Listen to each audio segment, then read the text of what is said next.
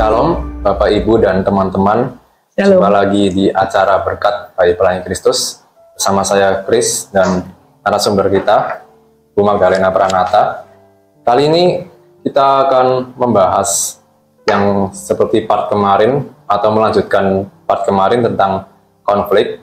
Dan di kali ini gimana sih cara kita agar tidak menyalahkan orang lain gitu? Ya, jadi kita mau membahas ya tentang kecenderungan kalau menghadapi konflik itu kita yang benar, orang lain yang salah, kurang lebih begitu ya. Nah, lalu pertanyaannya bagaimana caranya supaya tidak blame others? Boleh enggak saya bertanya sama Christian? Kamu kan tadi bicara tentang kalau menghadapi konflik saya mau ngalah, ya kan? Berarti kan kamu memutuskan untuk dianggap salah nggak apa-apa, gitu ya?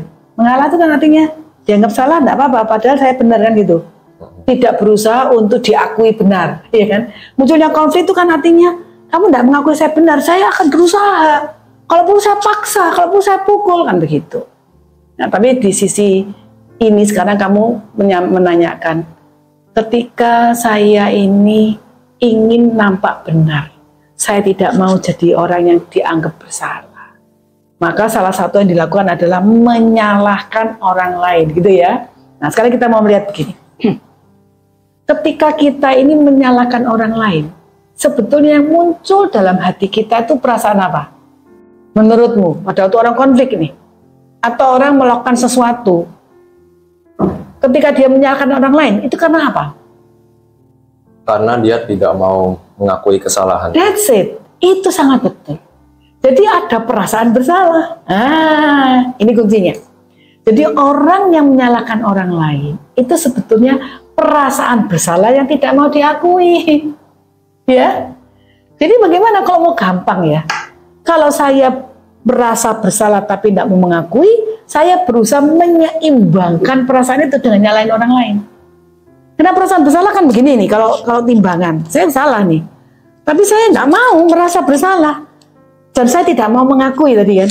Ya saya nyalain orang lain supaya gini. Jadi ini adalah masalah kejujuran hati nurani. Sebetulnya simple. Pertama adalah mencoba bertanya, apakah saya ada something not right? Karena orang yang paling tahu diri kita itu siapa? Kita sendiri. Kita. Selain Tuhan, kita. Jadi pada waktu terjadi sesuatu, entah itu konflik, entah itu peristiwa di mana kita melakukan hal yang tidak baik, begitu ya. Dan kemudian ketahuan atau terbongkar, ketika kita tidak siap mengakui, maka yang terjadi pasti menyalahkan entah situasi, entah orang tua, entah dulu saya begini, atau dulu teman saya ini akibat begini begitu. Karena kebutuhan untuk membuat keseimbangan antara perasaan bersalah dengan ingin damai sejahtera. Karena manusia itu pada prinsipnya ingin mengalami damai. Jadi agar kita tidak tendensi untuk menyalahkan orang lain, nomor satu adalah mengakui bahwa saya adalah orang yang lemah, yang mempunyai satu sisi yang saya memberikan celah bahwa saya ini mungkin bersalah. Jadi mencoba bertanya nomor satu, apakah situasi ini atau konflik ini atau keadaan ini saya ada bagiannya salah. Jadi yang menyalahkan diri saya harus saya tapi dengan sadar dan mengakui.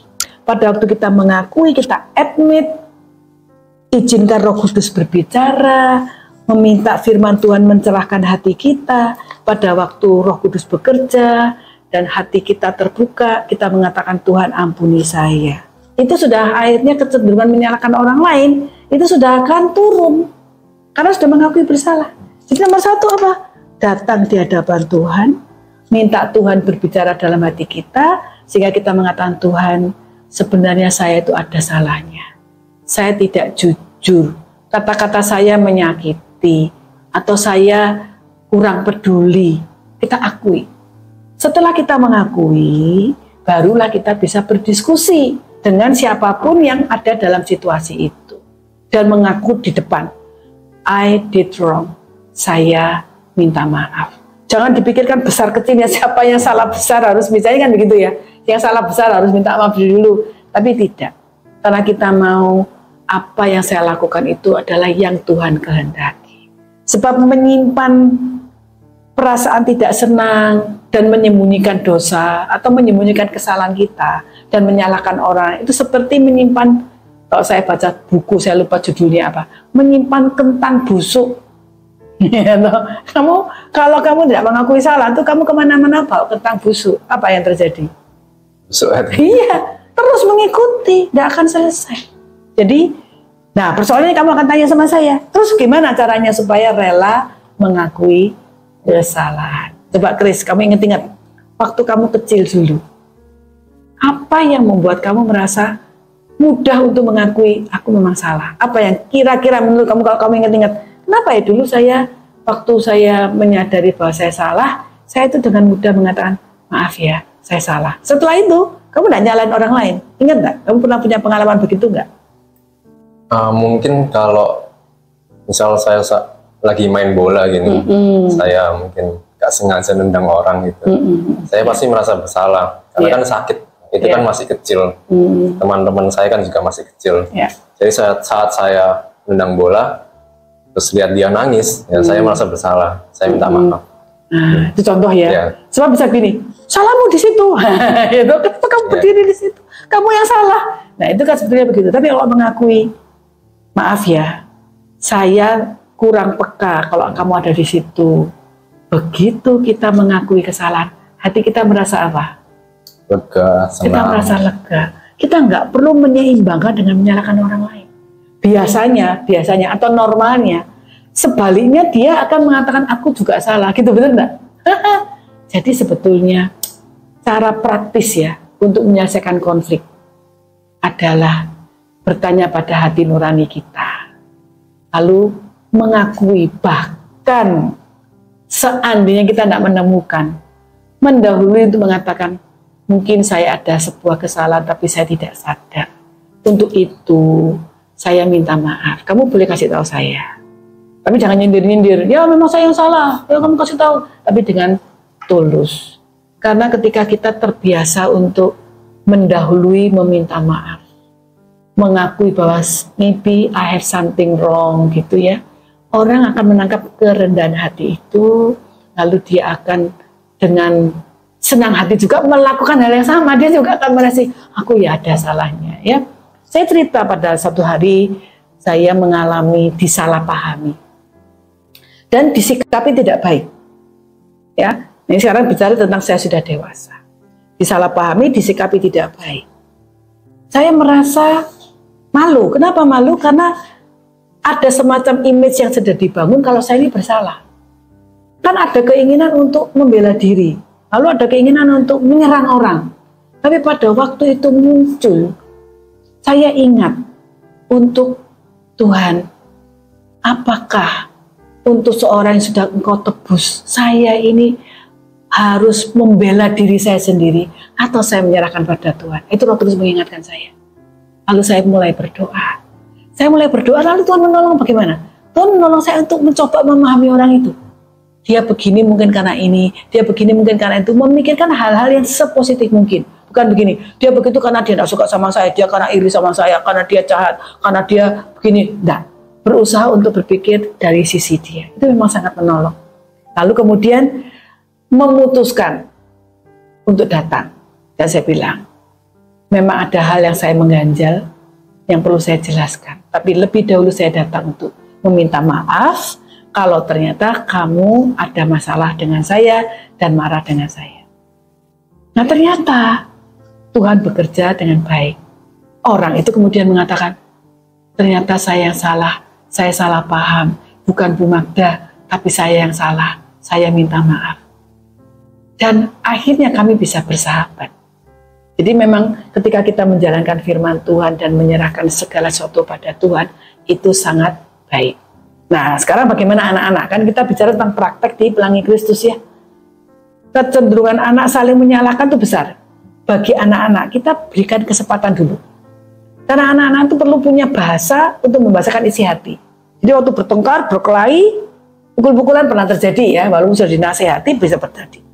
Waktu itu terjadi, kita berikan kesempatan mereka mengutarakan. Pertama bisa nyalakan, dia yang mulai, misalnya gitu ya, misalnya ya, dia yang mulai. Padahal selalu begini, kalau yang mulai berarti yang salah. Ya tapi karena dia begini, kita berikan kesempatan. Sudah, saya bilang begini, sekarang saatnya kita mendengarkan Roh Kudus, kita berdoa. Nah, di situ kita tuntut. Kamu tadi mengatakan itu untuk menyatakan yang kamu rasakan atau menyalahkan teman. Jadi kita tuntut.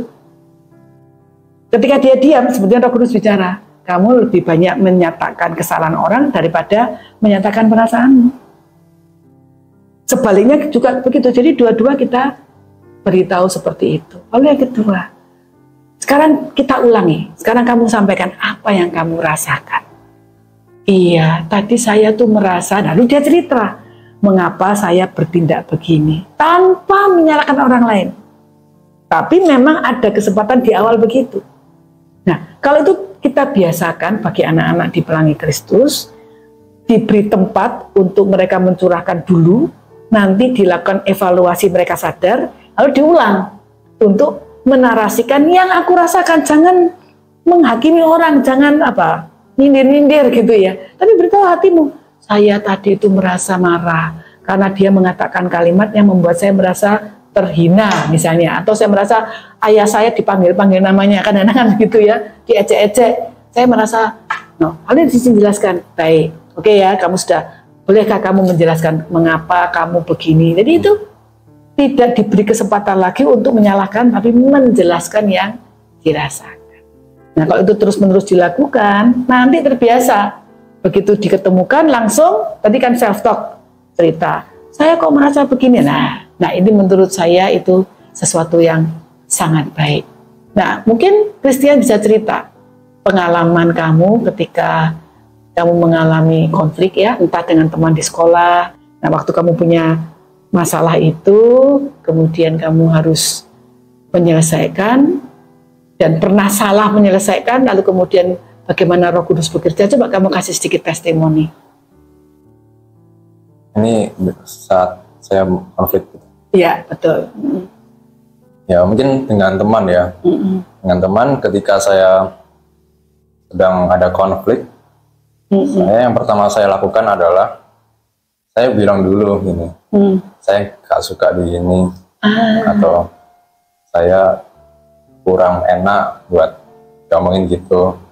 Dan ketika saya sudah bilang kayak gitu dan orang itu masih nggak mau diberitahu, ya terpaksa saya yang ngalah. Gitu ya. Nah, tapi langkah pertama tadi sudah betul. Kamu memberitahu yang kamu rasakan. Bukan bilang kamu nggak berperasaan, bilang gitu ya. Kamu jahat, nggak begitu. Cuman ya susah sih. Nggak setiap kali saya kayak gitu. Tidak setiap kali berhasil. Ya. Nah, yang kalau tidak berhasil, apa yang dilakukan? Saya pendam sih biasanya. Pendam, ya. Tapi di iklim di Pelangi Kristus itu sebetulnya menolong Christian enggak? Untuk sebetulnya saya harusnya bisa terbuka. Tapi kok saya nggak bisa ya? Saya memilih karena tidak berhasil, saya pendam. Dan ternyata itu bagaimana menurut Christian? Kesimpulannya, apakah memang itu solusi sementara atau solusi final? Ya, itu solusi sementara, karena setelah itu masalah itu nggak sepenuhnya selesai. Pasti masih keinget-inget. Ketika kita ketemu orang itu, kita masih keinget-inget apa yang dia omongin dulu. Iya.